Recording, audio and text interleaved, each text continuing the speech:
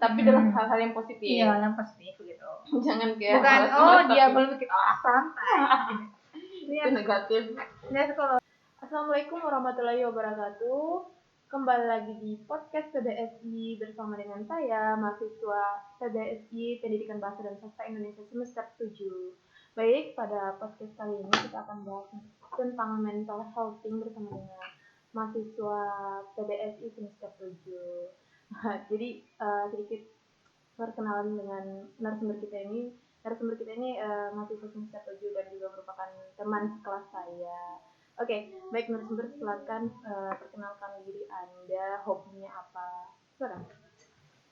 Baik, perkenalkan nama saya Sevisa Fitri. Saya seperti yang dibilang Syamleng tadi, saya teman sekelas dan juga mahasiswa PBSI semester 7. Nah, untuk hobinya saya sih tuh apa ya? Membaca mungkin atau menulis. Apa nih hobinya? Main HP kayaknya. Yeah. Oke, lanjut, kita bakal ngobrol-ngobrol tentang mental healthing. Sebelum itu, apa nih kesibukan akhir-akhir ini Kak Pepsi yang sekarang sedang menjalani pendidikan semester 7. Kesibukan saya akhir ini karena sudah akhir semester dan juga sudah masuk pada semester 7, yaitu saya sedang fokus menyusun proposal dan bimbingan proposal sama mengerjakan tugas akhir semester untuk final. Oke, jadi saat mengerjakan tugas ada tidak tekanan-tekanan gitu atau masalah-masalah yang dihadapi? Ya pasti ada. Seperti apa bisa cerita? Nah, contohnya mungkin ketika saya berpikir kayaknya saya bukan susah deh kalau saya ambil misalnya ada salah satu tugas atau yang memang saya sudah susah begitu untuk saya kerjakan atau bingung bagaimana lagi, mungkin saya bingung lagi sama saya bingung buat apa. Itu ya salah satu kesusahannya ya. Iya. Masalah yang dihadapi. Saya berpikirnya itu saya tidak bisa, tidak mampu gitu pikirannya. Oke, tidak pede untuk menyelesaikan tugas. Iya. Oke, jadi kalau untuk Kak Sofi sendiri, bagaimana cara Kak Sofi untuk mengatasi tekanan atau permasalahan-permasalahan yang Kak Sofi hadapi sekarang ini? Kalau saya sih pasti masalah menghadapi itu saya sering cerita sama teman-teman atau bantu sering-sering gitu ya, sering-sering tanya-tanya pendapat betul sekali.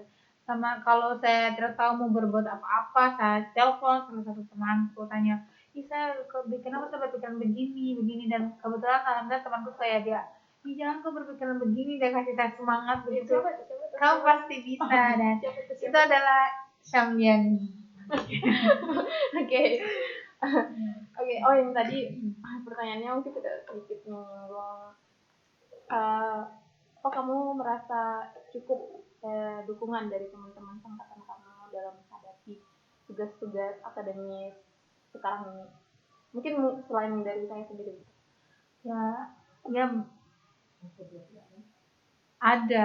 adalah teman-teman sekelas tuh juga semua dukung saya dan juga keluarga. Kalau memang saya tiba-tiba rasa down atau bagaimana, saya telepon orang tua bilang saya lagi begini, dan alhamdulillah orang tua pasti kasih semangat begitu. Jadi saya tambah semangat. Intinya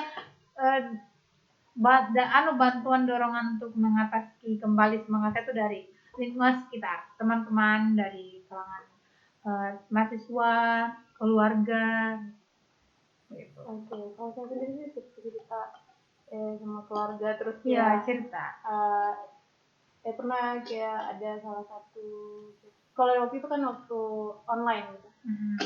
Terus kayak lihat-lihat keponakan yang bayi-bayi lucu gitu, kayak langsung hijau sedikit, terus kayak jalan-jalan keluar. Kayak pernah juga gitu kan ya? Atau tidak? Saat kayak mungkin jalan-jalan keluar, healing gitu. Saya itu juga salah satunya. Kalau saya memang lagi pusing atau lagi banyak pikiran, saya kalau tidak teleponan sama keluarga atau siapapun jalan. Atau main nonton drama atau main film atau apakah itu. Main film maksudnya nonton film begitu. Film bukan Ya. Oke. Lanjut, bagaimana kamu menjaga keseimbangan antara studi dan kehidupan sosial di lingkungan kampus? Apa kamu kayak tertutup sekali gitu antara mungkin akademis sama kehidupan sosial? Atau seimbang? Kalau untuk lingkungan sekitar ya, karena saya juga anak kos tuh, sama anak kos nih. Tinggal kan pas saya kan kebetulan tinggal sama teman. Nah, saya juga sama-sama semester 7 begitu. Kalau saya kan sama dia, kalau dia memang ada kesulitan, dia sharing ke saya. Jadi kan begitu saling timbal balik begitu. Dia juga cerita, saya juga cerita. Intinya kayak saya lebih sukanya tuh cerita ke teman-teman supaya nanti tiba-tiba mungkin ada masukan atau pendapat saya bisa share ke teman. Kamu juga kayak kasih juga kayak motivasi atau juga sama teman-teman yang lain? Ya intinya kalau saya saling menyemangat begitu ya. Kalau tiba-tiba mungkin teman bilang, ini kayaknya saya tidak bisa begini ya, bilang pasti bisa gitu. Saling menguatkan ya. Iya, saling menguatkan. Sama semester 7 yang sekarang lagi berjuang. Iya, kan tiba-tiba kadang kan ada salah satu temanku. Nah, dia juga semester 7. Nah, karena banyak sekali permasalahan dia saat menyusun, dia berpikir dia itu pendapatnya dia kayaknya saya tidak bisa di uji skripsi atau wisuda bulan ini gitu.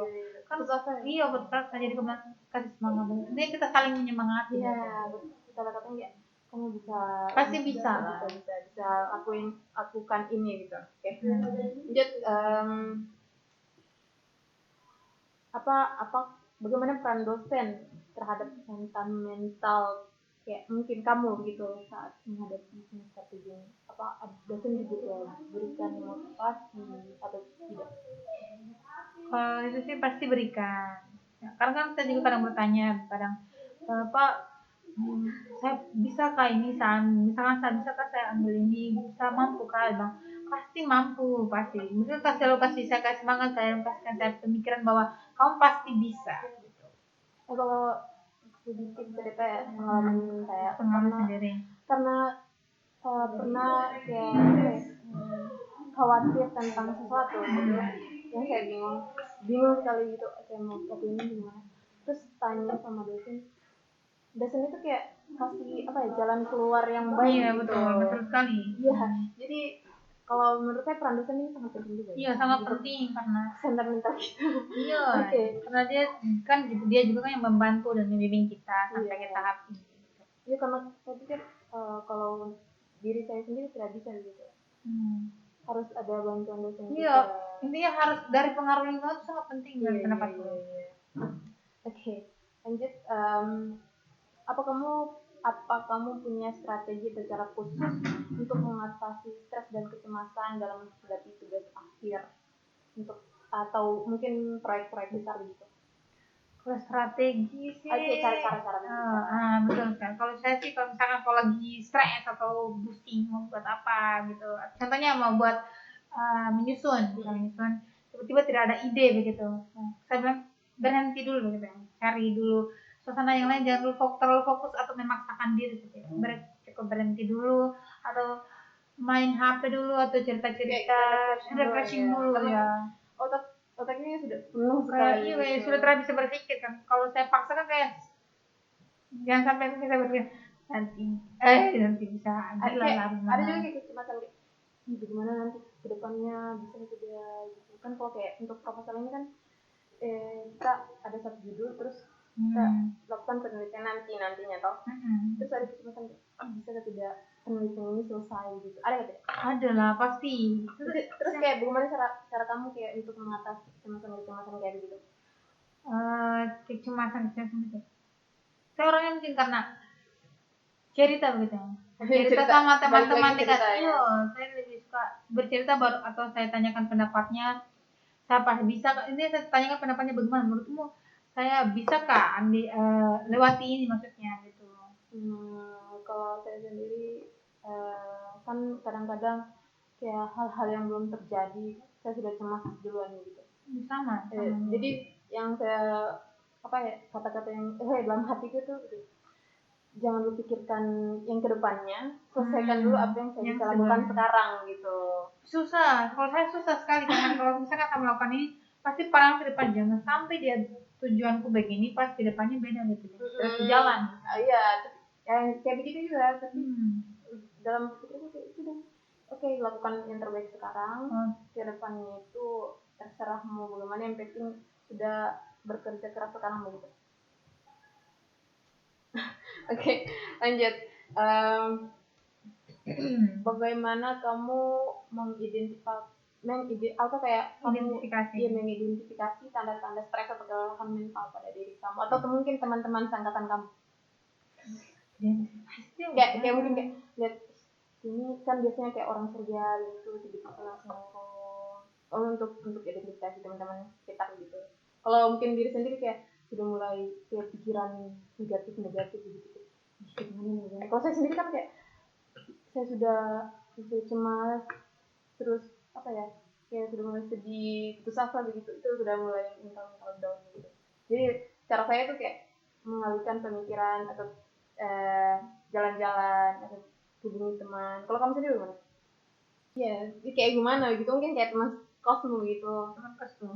Kenapa? Kayak kalau mamanya dia lagi stres gitu. Apa kayak kamu lihat dia itu kayak mungkin dia murung atau dia nangis gitu. Tidak, kalau teman tuh dia kasih nampak gitu ya.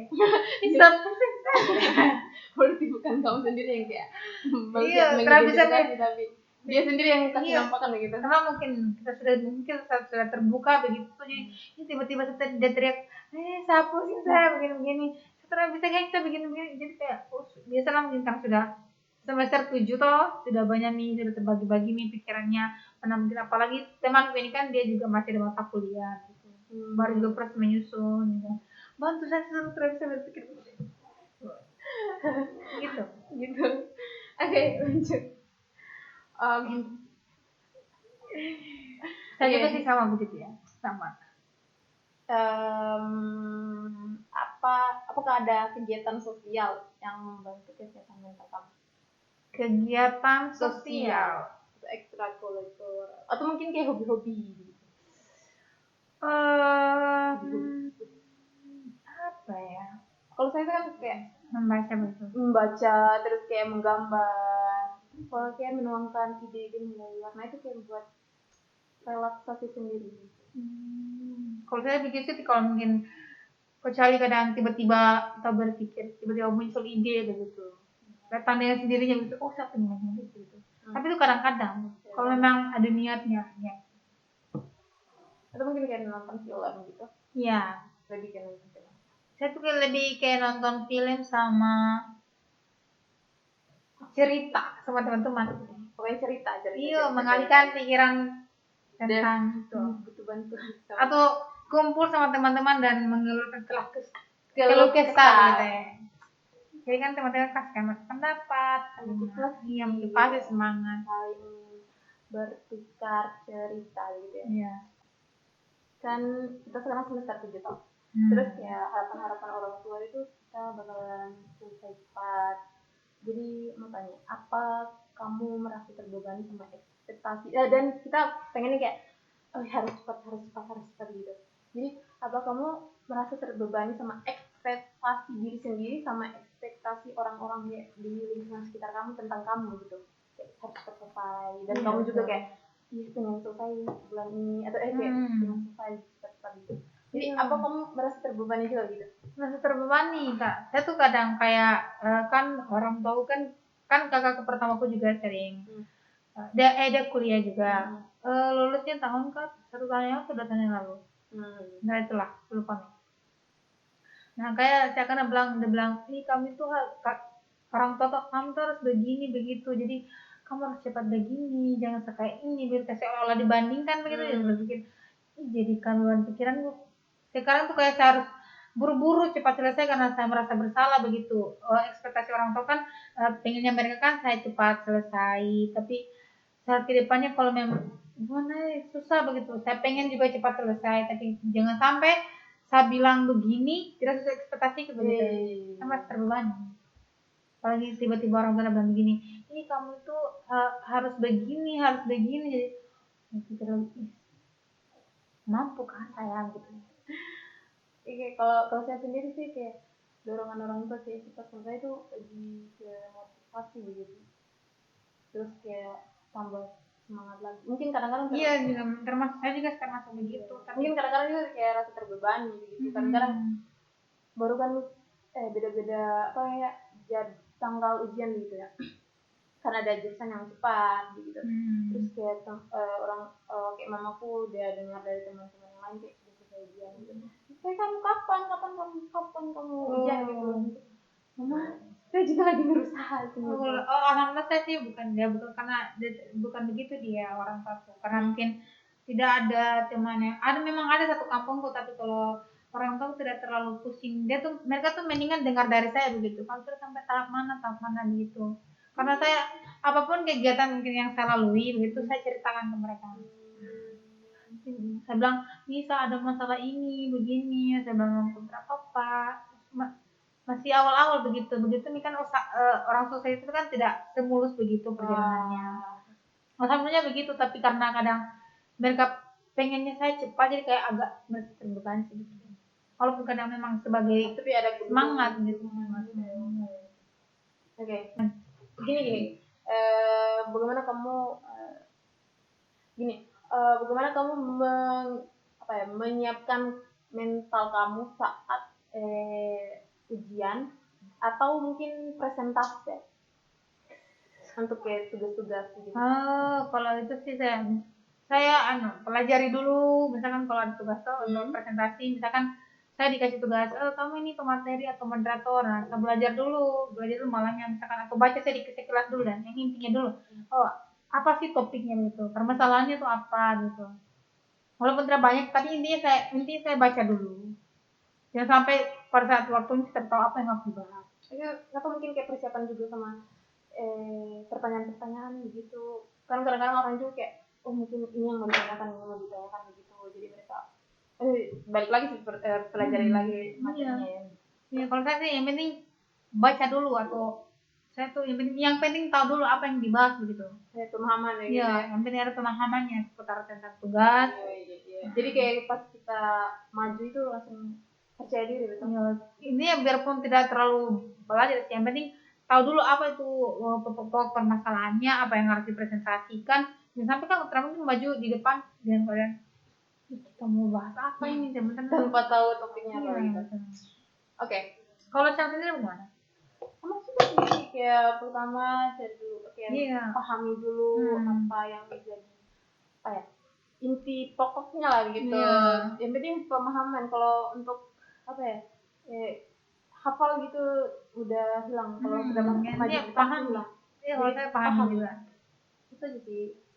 Oke. Pertanyaan selanjutnya, apa kamu merasa nyaman berbincang-bincang tentang kesehatan mental dengan teman-teman yang mengalami hal yang serupa sama kamu gitu? Nyaman.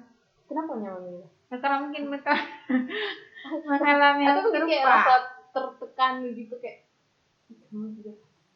kamu juga punya hal yang serupa dan kamu tidak bisa menyelesaikannya, apalagi saya gitu. Kalau saya tidak sih, kalau saya nyaman gitu cerita sama mereka. Bisa kan kayak teman-teman itu cuman mengeluarkan masalahnya gitu, nanti tidak ada motivasinya gitu. Cuma kayak saya begini, saya juga begini, saya lebih parah begini, kayak langsung kayak tertekan, dia juga tidak bisa, apalagi saya gitu. Kalau saya tidak sih, karena mungkin menurut saya kalau yang pentingnya sudah kasih keluar.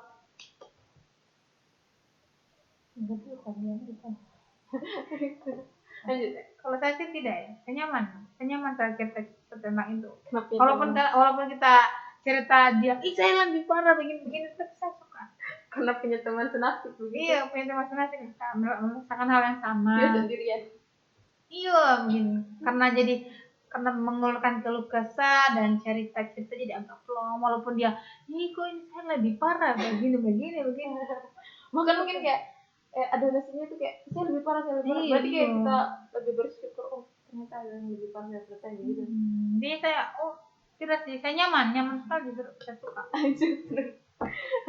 Kayak supaya saya merasa saya tidak sendirian, ada temanku. Walaupun kita cerita saya yang lebih paham gitu ya. Atau mungkin kayak yang belum kerjakan tugas kayak sebelum kerjakan tugas ini. Oh iya, Iya betul. Kita juga bisa belum. juga itu. Oh alhamdulillah ternyata Berarti ada juga yang lebih malas lagi. nyaman. Oke. Kayak buat yang tidak harus dicontoh ya. Iya memang sesuatu yang tidak harus dicontoh. Jadi memang seharusnya kan kita saling menyemangati, tapi dalam hal-hal yang positif. Iya, yang positif gitu. Jangan kayak bukan dia belum bikin santai. Itu negatif. Ya kalau intinya saling menyemangati saja. Dalam hal positif tapi. Positif. Oke, lanjut. Ulang. Bagaimana apa menurutmu perubahan pola tidur dan pola makan itu mempengaruhi kesehatan mental atau tidak? Iya tuh, mempengaruhi saya. Coba kalau umpamanya kayak mungkin pola tidur, itu pengaruhnya kayak gimana? Kalau pola tidur kalau banyak pikiran, susah sekali kan tidur. Terus kayak mungkin kayak karena kurang tidur jadinya kayak stres begitu. Tidak, ini kalau saya memang banyak pikiran atau ada intinya kalau ada lagi mental down atau apa kalau lagi banyak pikiran susah sekali tidur. Kadang bisa sampai jam 3 pagi. Kalau pola makannya berpengaruh karena mungkin karena saking banyak pikiran kayak saya malas makan, kayak tidak ada rasa lapar begitu. Karena terlalu banyak pikiran sampai kita hanya itu terus kayak selalu lupa nih berarti saya ini belum makan gimana nih. Ini berarti kayak lebih ke pengaruh mental healthy terhadap pola makan dan pola tidur kamu. Iya. Kalau saya lebih kayak pola makan dan pola tidur yang menjadi teratur. Bukan teratur, kayak perubahannya jadi ke perubahannya. Iya, karena kalau kayak kurang tidur gitu, saya mengantuk. Jadi kalau saya mengantuk terus kayak kayak tidak bisa berpikir begitu ya. Terus kayak kalau umpamanya pola makan, kalau saya terlambat makan jadi kayak lapar begitu, saya lebih sensitif. Iya. Saya lebih cepat kayak emosi gitu. Sama saya juga. Itu kayak gitu. Kayak lebih kayak tidak bisa. Kalau sudah lapar tuh kayak tidak bisa lagi berpikir. Kita saya sih beda dan ternyata beda. Kalau kamu kan kalau gitu kan kayak merasa lapar begitu. Kalau saya tidak, kalau mungkin saking banyak itu sudah mulai sensitif. Saya tidak rasa lapar. Bisa kadang kalau hari ini saya banyak pikiran, bisa sampai 1 hari tidak makan. Saya benar. Saya malah kayak orang yang bilang dia cerita banyak pikiran itu kayak mengganggu pola makan gitu. Saya banyak pikiran itu malah buat saya lapar dan buat saya kayak mau pengen tidur gitu.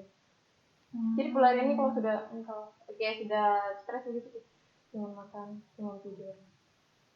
Lebih kayak pola ini kayak gitu. Kalau saya kadang tapi ada hal yang lucunya begini. Kalau saya memang lagi malas makan atau tidak ada rasa lapar, baru berpikir saya ini ternyata belum makan begitu. Tapi terlalu rasa lapar. Jadi saya caranya kalau begini saya harus makan enak. Kenapa sih langsung kepikiran mau makan enak begitu? Karena terasa lapar. Kadang kenapa sih terasa lapar begitu? Terkadang saya jadi malas bergerak begitu. Pokoknya mau makan enak. Iya, pengen makan enak begitu. Tidak tahu gitu. Pemikirannya orang beda-beda. Iya. Oke, pembahasan selesai, lanjut. Oke. Kalau pesan untuk saya sendiri sih, kalau memang ada masalah, saya tuh orangnya cerita begitu. Kalau saya intinya cerita sama keluarga, teman-teman, kan kalau begitu kalau cerita sama keluarga siapa tahu bisa diberikan semangat, motivasi, dan keluar juga mungkin. Iya, jangan dipaksakan begitu. Kalau memang sudah tidak mampu berpikir, jangan dipaksakan. Ya, kayak refreshing begitu. Cari